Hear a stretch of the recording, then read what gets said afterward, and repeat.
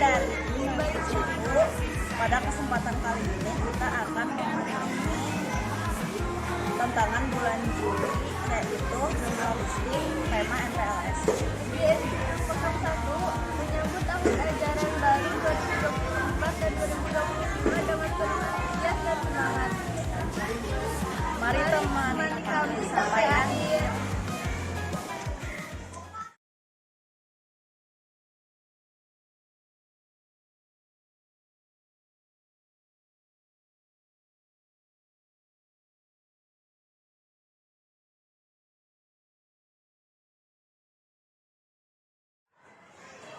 Assalamualaikum. Waalaikumsalam.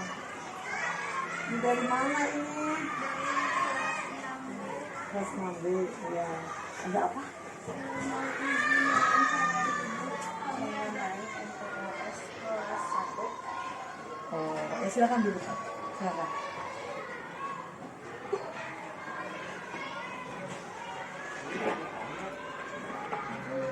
Ya,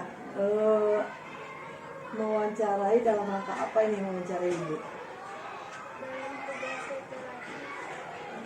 Tugas literasi. Oh iya, boleh. Apa yang mau ditanyakan sama kalian? Mengapa setiap siswa baru harus mengikuti kegiatan MPLS? Oh, pertanyaannya setiap siswa baru harus mengikuti kegiatan MPLS. MPLS itu ya merupakan singkatan dari pengenalan lingkungan sekolah. Otomatis siswa baru harus tahu dong dengan lingkungannya yang akan dimasukinnya dia ke sekolah tersebut, ya kan? Jadi kegiatan MPLS ini sangat penting sekali, ya. Jadi dia dapat membantu siswa mengenal lingkungan di sekolah yang akan dia belajar di sini, mengenal orang-orang di lingkungan sekitar, temannya misalnya, atau mengenal juga ruangan, ya kan? Jadi tidak hanya lingkungan aja, guru-gurunya juga. Terus dia nanti juga akan mendapat teman-teman baru, ya kan? Tujuannya itu untuk mengembangkan keterampilan sosial dia, terutama kan siswa baru kelas 1, ya kan? Nah, jadi pertanyaannya, mengapa setiap siswa baru harus mengikuti kegiatan MPLS? Tentu harus, karena sangat penting untuk peserta didik, ya. Dengan kegiatan MPLS ini membantu siswa mengenal lingkungan sekolah, membiasakan diri dengan jadwal dan kegiatan sekolah, ya kan? Mengenal guru, mengenal teman. Jadi dalam waktu MPLS itulah pendekatan dengan lingkungan, dengan orang yang dalam sekolah tersebut, jadwal-jadwal pelajaran dan sebagainya. Ya, jelas?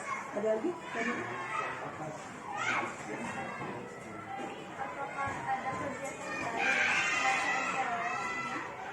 Oh, tentu ya. Kegiatan selain MPLS ini ada, yaitu mengenai kegiatan yang lain ini, antara lain ya, bermain, belajar, olahraga, ya kan, kegiatan-kegiatan lomba-lomba misalnya. Lomba itu macam-macam, ada lomba mewarnai, menyanyi. Selain itu, kegiatan yang paling pokok di antara mereka sesama temannya itu ya, dia bisa saling mengenal lebih dekat, lalu berlomba ingin lebih dekat dengan gurunya, dengan temannya, ya kan? Lalu memperlihatkan keterampilan mereka, ya kan? Mereka yang udah pintar menggambar, Bu, saya gambarnya bagus, Bu, saya tulisannya bagus, Bu, saya bisa menyanyi, Bu, saya bisa bercerita. Itu ya merupakan kegiatan-kegiatan di mana masa MPLS itu sekolah bisa mengetahui bakat dan minat peserta didik yang baru. Kalian nanti dapat teman baru, adik-adik kecil, ya kan? Adik-adik kelas 1. Ya, ada lagi? Apa yang terjadi jika siswa tidak mengikuti MPLS? Wah, Bila siswa tidak mengikuti MPLS itu sangat rugi sekali. Rugi di sini dalam arti dia tidak mengetahui, jadi belum mengetahui pada saat dia masuk pada masa awal-awal sekolah. Ya. Jadi peserta didik yang tidak mengikuti MPLS dapat mengalami kesulitan dalam beradaptasi. Lalu, yang lain udah pada kenal dengan temannya, ya kan, dengan gurunya, udah tahu oh ini kamar mandi di sini, ini ruang guru, ini ruang kepala sekolah. Ya dia tidak mengikuti, ya rugi. Jadi dia tentunya tidak bisa langsung beradaptasi pada saat itu, lambat jadi adaptasinya. Nanti adaptasi itu apa? Menyesuaikan diri dengan teman, ya. Jadi adaptasi penyesuaian, jadi dia tidak bisa menyesuaikan. Misalnya bisa aja karena dia tidak ikut MPLS, hari Senin harusnya pakai seragam merah putih, dia pakai seragam batik. Atau harusnya pelajaran matematika sama menyanyi, dia pakai baju olahraga. Itu adaptasinya. Ya, rugilah pokoknya. Kalau bisa nanti kalian masuk ke SMP misalnya harus ikut ya. Senang loh perkenalan. Ya, ada lagi? Apakah kategori umur peraturan menteri sudah dijalankan? Oh tentu. Penerimaan siswa baru di sekolah kita, umur itu ditentukan sesuai dengan peraturan menteri, di mana ada usia PAUD dengan usia SD itu terpautnya sedikit. Jadi yang masuk SD itu minimal dia sudah pernah belajar di PAUD atau di TK. Tapi kalaupun tidak apa-apa. Yaitu yang diterima di SD kita, peserta didik minimal 6 tahun pada bulan Juli atau Juni ya 2024 ini bisa diterima. Karena apa? Karena kita bisa menerima tersebut itu dikategorikan lagi. Kalau seandainya usia segitu kebanyakan ya kita terima yang usia 7 tahun. Tapi karena kita masih menerima siswa 2 kelas, jadi usia 6 tahun diterima. Tapi kalau di bawah 6 tahun sesuai dengan keputusan menteri, di mana pada usia itu anak itu senangnya belajar bermain ya, belajar sambil bermain gitu, tidak diterima oleh sekolah kita. Yang di bawah 6 tahun walaupun cuma 1 hari bedanya. Jadi harus 6 tahun ya. Jadi nanti yang 6 tahun ke bawah tidak diterima. Ada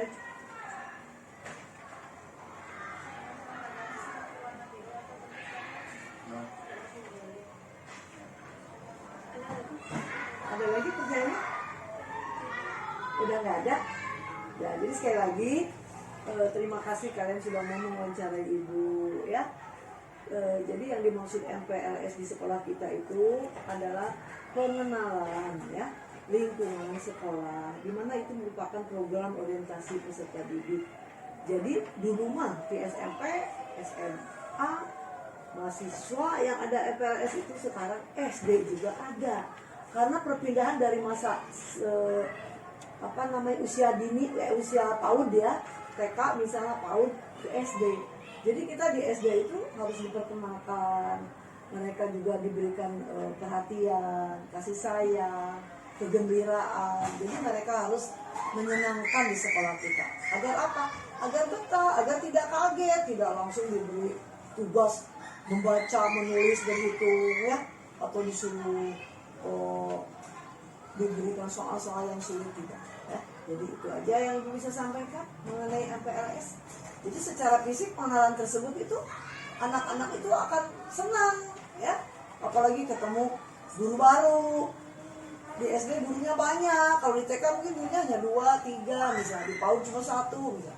Di SD kan ada, kita itu ada hampir 18 guru. Jadi dia